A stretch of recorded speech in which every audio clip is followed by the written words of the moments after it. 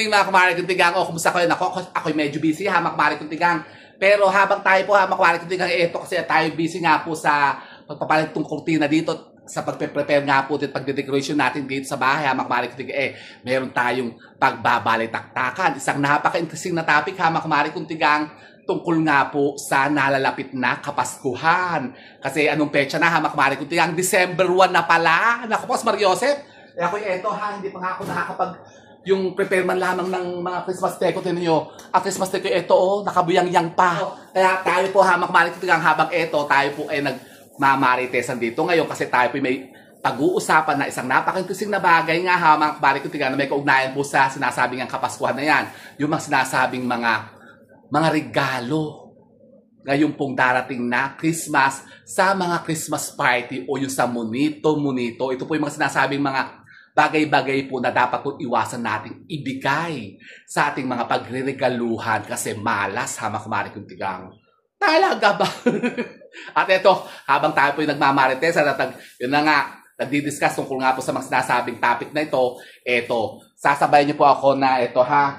Kasi ito, pinupunta po na itong ating Christmas tree. Ako parang late na So ayan, yung pong ating ginamit na Christmas tree last year, yung pa rin po, parang recycle lang po natin. Pero parang gusto kong tingnan yung iba naman kasi last year po red and gold. Parang gusto ko naman ay blue. Kaya parang sabi ko, teka, ako'y mag-aatikhapan ng mga kulay blue na ornaments. O di ako'y bibili pa ng mga palamuting kulay blue tsaka Christmas lights na kulay blue. Titingnan ko kung mayroon available dyan, mga kulay blue. Kasi marami naman po ako dito team ng mga Christmas decoration. Meron akong pang gold, meron akong pang red, meron ako yung mga silver, tsaka yun nga, yung mga ba't ibang colors ng team. Pero papalit-palit ko lang kasi yan ha, makmari kong tigang. Pero yun na nga kasi, ngayon for today's video, yun nga, pag-uusapan nga natin yung mga sinasabing mga hindi po kainaman o hindi dapat na irinigalo kapag tayo po yung nga magregalo sa ating mga munito-munito o kapag Christmas party, hamak maray kong tigang. Pero palang ganyan, opo, hamak maray kong tigang, sinasabi mga bagay-bagay po na dapat po natin iwasang ibigay doon sa mga pagregaluhan natin kasi malas. So yun po hamak maray kong tigang. Ano ba yan? Yun na nga po, wala na masyadong chikatalakis. Umpisahan na natin ito. Kung kayo po hamak maray kong tigang, may mga plano magregalo o magbigay, lalong-lalo ngayon ha, yung mga Christmas party, yung mga munito-munito, malapit na. Nako, hanggang kailan lang bang pasok ng mga bata? December 20, tapos Christmas party nila. Kaya lang parang sila, gabi nga po, wala atang Christmas party. Kasi parang sabi ng teacher, parang ang hirap daw ng buhay ko. Sabi ko, hindi po pwede yan. Kasi tradisyon na yan. Pagka yung mga estudyante, mga bata talaga, may Christmas party yan. Siyempre, minsan lamang naman sa isang taon, tapos hindi ka pa magpa-party. Sabi ko, bakit hindi kayo magpa-party? Sabi, ayaw po ng teacher. Kasi sabi, mahirap daw ang buhay ngayon kasi marami daw binaha. Yun na nga, kasi katulad nga ito, hamak maliktik ako nga po medyo tinamad nga din pong magdekorasyon pa. Kasi usually po, ako po talagang dekorasyon po ng mga Christmas decor. November 15 pa lang, nakaset up na yan. After po ng Undas o ng Holy Week. Yung Undas, Holy Week ba? Yung All Saints Day, hindi pa Holy Week. Tagal naman doon, hamak maliktik. Usually po, pagkatapos po ng All Saints Day o yung pong Undas, ako po yung nagse-set up na kasi kaya lang po ngayon, ako po yung medyo natakot-takot baga kasi sabi nga, di ba yung may mga parating pa nga daw na malakas na bagyo. Tapos yun ng the big one nga na iniintay ngayon, hindi pa nga nangyayari. Sabi ko, baka ako yung mag-set up dito, baka ibigla namang dumalo yung naman yung malakas naman na bagyo. Buti na wala nang bagyo habang marikot. So, eto na, set up na tayo ng mga Christmas decor natin. So ito, sabayan niyo po ako habang tayo po yun na nga, nagbabalik-taktakan at nagmamarites at kung nga sa mga sinasabing mga may inam na mga pangregalong yan at yung mga hindi dapat na iniririgalo. So ano ba yung mga yan? Yun na nga, pag-uusapan natin ngayon hamak marik yung mga bagay-bagay po na dapat po iwasan natin na ibigay. Lalong-lalo sa mga munito-munito natin kapag tayo po magbibigay sa Christmas party. Since ngayon nga, speaking of munito-munita nga po, yan po ang topic natin ngayon. Yung mga sinasabing bagay-bagay po na dapat po iwasan natin na ibigay yun nga sa mga Christmas party o sa pagregaluhan natin. Ano ba yung mga yan? Meron pong ilan lang po hamak marik kung digan sinasabing hindi kainaman na dapat pong iniririgalo sa araw ng Christmas party o yung araw ng Kapaskuhan. Number 1 po dyan hamak marik kung yung mga matatalas na bagay katulad po ng gunting at kutsilyo. Naka, sino naman ang nagregalo ng gunting at kutsilyo? Pamihira ka naman. Nako, kasi negative po yan, hamak marik kung tigang. Nako, parang wala kalbo ata dito sa kabila. Huwag kayo magbibigay niyan, hamak maring ko kasi negative yan. Yan daw kasi yung sumisimbolo daw po kasi yan ng pagputol ng relasyon niyo po doon sa tao na pagbibigyan po ninyo. Parang pinuputol niya yung, bawa kaibigan niyo yan, bibigyan niyo, o bawa kamag-anak niyo, parang ang sama kasi naman tignan, bibigyan niyo nung kutsilyo tsaka gunting. Eh, masama po ang sinisimbolo niyan. Yung pagbibigay nga po ng mga ganyang klase ng regalo. Kaya lang di ba sabi nga sa inyo noon, ikwento ko sa inyo, ako po may niregaluhan noon, gunting. Nagregalo ako ng gunting kasi request naman po niya kasi siya po ay mananahi. Mananahi po siya. Eh gusto niya gunting daw, bagong gunting, panggupit ng tela baga. Eh hindi ko pa naman alam yun nung araw yung ganun mga pamahi sa pagregalo ng ganyan. Nabawal pa lang iniregalo yung mga gunting tsaka yung mga kutsilyo. Pero ngayon po, negative talaga yan, hamak mari ko tiga, huwag kayo magre-regalo ng mga ganyan.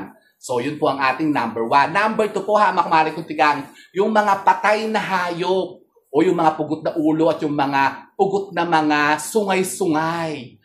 Ano yan? Yung ba yung mga pinato yung hayop, halimbawa yung mga taxidermist, yung mga namatay na hayop, ginawang parang tuod, yung parang pin-reserve, katulad ng mga ibon, ganyan, yung mga ahas, ginawang parang statue, parang ginawang yung mga taxidermy nga. Wag yung iriregalo yan. Tsaka yung mga patay-patay na mga, yun nga, yung namatay na mga hayop. Hindi daw po kainaman yan. Lalo na yung mga pugot-pugot na ulo na ipanagdi-display sa mga bahay. Tapos yung may mga sungay-sungay pa. Negative din daw po yan, hamak mari kuntigang kapag ka nagregalo kayo niyan. Ang pangatlo po, hamak mari kuntigang, yung mga dried na flowers o yung mga tuyong bulaklak. Yan, yung mga potpourri o yung mga dried flowers na mga decorations. Hindi daw po kainaman yan na iniririgalo. Talaga ba? Opo, negative yan. Ang number 4 po, hamak mari kuntigang, yung mga bases. Bases, opo, mga base. Base na walang laman. Di ba mga flower base? Yan, kayo po ba'y nakaka-receive po ng mga base? Flower base. Ako po, hamak mari kuntigang, niregaluhan ako niya nung araw. Alam niyo, niregaluhan ako ng flower base. Base po, tapos basag pa siya. Nako, abatan yan, hamak mari kuntigang. Kapag kapag nagregalo po sa inyo ng mga base, tapos tignan nyo, baka may mga lamat o basag, may mga pingas-pingas. Kapag kagano'n po, tuluyan nyo daw pong itapon yun, hamak mari kuntigang, kasi malas po yan, negative yan, hamak mari kuntigang. Tsaka hindi talaga nireregalo daw dapat po ang mga base, yung mga base po, yung mga flower base, o isa po yan, hamak mari kuntigang. Isa pa po, hamak mari kuntigang, baka kayo din po ay nagregalo po ng mga suklay. Suklay, o kung hindi daw dapat iniregalo ang mga suklay, hamak mari kuntigang, kasi sa school, makarat lang nung araw, nung elementary kami, ganyan na mga regalo, yung mga suklay, panyo, yan, di ba, yan may mga regalo pa ng mga toothbrush, Colgate, Hindi po kainaman yan, hamak mari kuntigang. Huwag na huwag po kayo magregalo ng mga ganyan. Opo. At ang panglima po, hamak mari kuntigang, huwag kayo magregalo ng mga rebulto na putol-putol ang mga parte ng katawan. Rebulto, putol-putol ang parte ng katawan. Opo, yan ba yung mga statue ng mga Venus de Milo? May mga ganyan na yung mga parang architecture na mga style sa mga mga statue na pang-display. Huwag kayo magregalo niya kasi mahalas daw din yan sa bahay kapag ka daw kayo nagre-regalo ng ganyan. Talaga ba? Paano yung mga santo? Okay lang naman po, hamak mari kuntigang, magregalo kayo ng mga santo. Pwede naman po yan, mga Mama Mary, yung mga santo ninyo. Pero meron isa pong santo na hindi daw dapat iniregalo o wag yung ibibigay na pangregalo. Ano yan?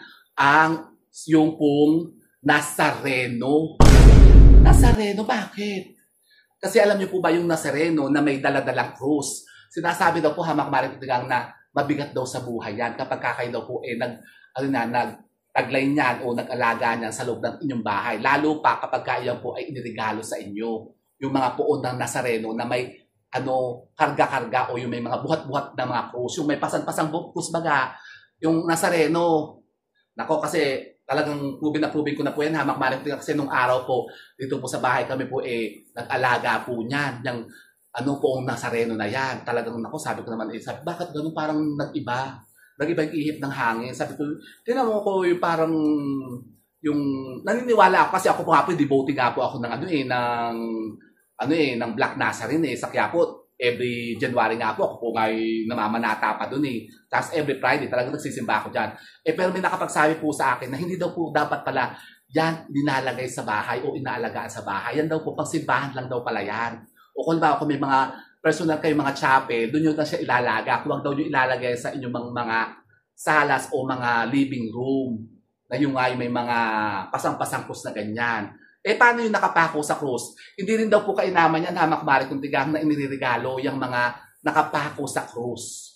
Eh, rosary. Pwede po ang rosary, hamak mari kung tigang. Huwag lang po yung image po na nakapako sa krus, saka yung nga yung may karga-karga o yung buhat-buhat na krus, may pasang-pasang krus. Kasi parang sabi daw po, mabigat ka daw po yan sa buhay. Although hindi naman sinasabing malas, hamak mari kung tigang, pero yan yung sinasabing parang nagiging dahilan nga daw po ng yun nga daw po tayo, parang yun nga, nagkakaroon ng yung mga misfortune sa buhay, mga bigat-baga na naranasan natin. So, ayan po, hamak marit na, nakaset up natin yun, nakbukang-buka na ha. Tignan nyo naman, di ba? Tapos ito, dito na kasi natin ito ilalagay, Nako po, asya ba? Dito tayo naman sa natin yung pwesto niya So, yan. Mamaya po naman, lalagyan naman natin siya ng mga palamuti tsaka Christmas lights. Di ba? Bilis lang naman. Okay, ngayon nga lang ako nag-set up. Sabi ko nga teka, kakabit ko na kasi December 1 na. Baka pagka hindi ko pa kasi ginawa ito, okay, tatama rin na. Kasi nga, di ba sabi ko nga sa inyo, may mga mainam na araw po, hamak mari kong tigang ng pagkakabit po ng Christmas decors. Yan po. Dapat po, ngayon po, nakakabit na po yan. O dapat po mga November 15, 16, 17 pa lang po nagse-set up na po kayo niya. Kaya lang tayo dito kasi palagi nga tayong dinadalo yung ng mga bagyo. Kumbaga, ako pinagpaliban ko talaga muna pag-set up kasi nga baka mamaya maglagay ako ng mga Christmas lights sa labas at biglang bumagyo naman ng malakas kasi yung sino nga yun? Si Verbena. Buti nga hindi tumuloy si Verbena na yan sabi ko, ngayon sige, pwede na siguro kasi December 1 na kasi 24 days na lang tapos 30 days bago mag-New Year, yun na nga, sabi ko sa inyo, yung countdown natin, yung mga sinasabing mga iba't iba natin, mga dapat ihanda. Ngayon pong papasok na yung 2026, hamak mari kung tigang. So, abatan po nyo yan. Abangan nyo yung mga i-share natin ng mga videos dyan. Isa-isa po, araw-araw po yun hanggang sa countdown natin sa December 31, yung ating pag-ultimate cleansing ritual natin sa bahay natin. Kaya kayo po mag-ready na. Palitan nyo na po yung mga kurtina. Kasi tira nyo, ako yung ready ko na nga po. Ang tin ko ngayon ay green. Ganito ang gagamitin ko yung kurtina kasi ang kurtina ko nga kasi kayo na ay brown. So tayo yung maglalagay ng Spirits of Christmas naman. Hindi naman po muna ang ating gagamitin. Hamak mari kung tigang. Di ba ga? Kasi last year po red. Red ang kurtina ko ngayon po. Green ang gagamitin ko. So yun po, hamak mari kung tigang. Kung kayo po hamak mari kung tigang ay may katanungan patungkol po din sa ating topic ngayon. Pwede po kayo mag-comment dyan. Hamak mari kung tigang, magtanong po kayo.